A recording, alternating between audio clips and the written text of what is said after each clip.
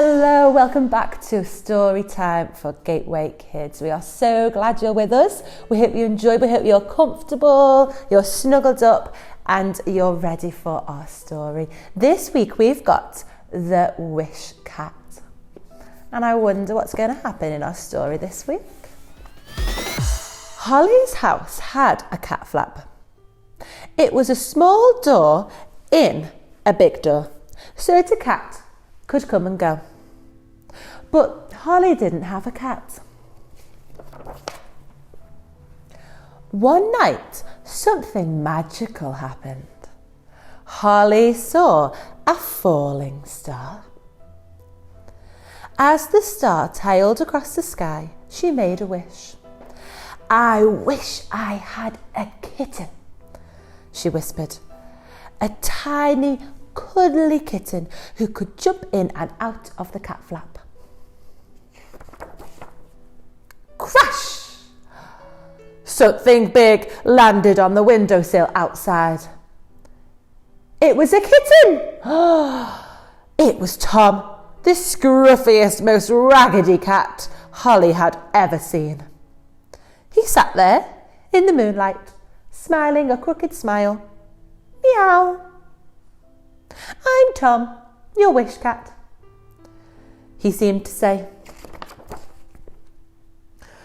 "It's a mistake," cried Holly. "I wished for a kitten." Tom didn't think Holly had made a mistake. He rubbed his torn ear against the window and howled so loudly it made him cough and splutter. Meow! Holly hid under her duvet, hoping that he'd go away. The next morning, Tom was still there, waiting for her outside the cat flap. He wanted to come in, and he had brought her a present of a smelly piece of fish. "Oh, yuck," said Holly. She picked it up and dropped it in the dustbin. Tom looked puzzled. "Bad cat," she said, shooing him away. "Go on, go home," said Holly, walking across to her swing. But Tom was there before her. He sharpened his claws on the swing and washed his coat noisily, pulling out bits of fur and spitting them everywhere. At lunchtime, Tom sat on the windowsill watching Holly eat. She broke off a piece of her sandwich and passed it out to him through the cat flap. Tom wolfed it down, purring all the while. In the afternoon, a cold wind swept through the garden, and Holly had to wear her jacket and her scarf. But Tom didn't seem to feel the cold. He followed her around, chasing the leaves, balancing on top of the fence, and showing off. Soon it was time for Holly to go indoors for her tea. "Bye then, Tom," she said, and stroked his tatty head. Tom followed her across to the door and settled himself down by the cat flap. That evening it snowed.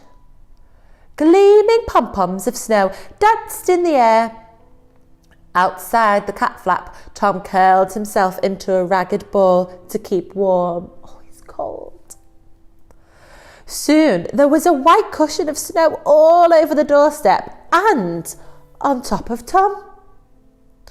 Holly heard him meowing miserably, so she ran to the cat flap and held it open. Tom came in, shaking snow all over the kitchen floor. "Oh, poor old Tom," said Holly. He ate a large plate of food and drank an even larger bowl of warm milk. Tom purred louder than ever when Holly dried him with the kitchen towel. Soon, Tom had settled down, snug on Holly's bed. Holly stroked his scruffy fur, and together they watched the glittering stars. Then suddenly, another star fell.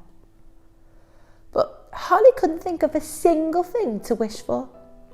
She had everything she'd ever wanted, and so had Tom. Oh. And now they are the best of friends. Look, they do everything together.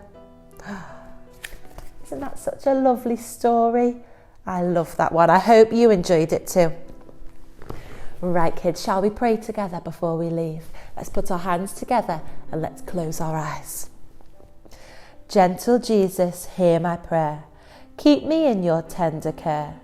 Be my guide in all I do, and help me live my life for you. And we pray that God would bless all of our friends and our families. Thank you so much for joining us again this week, and we can't wait to have another story with you next week. Bye for now.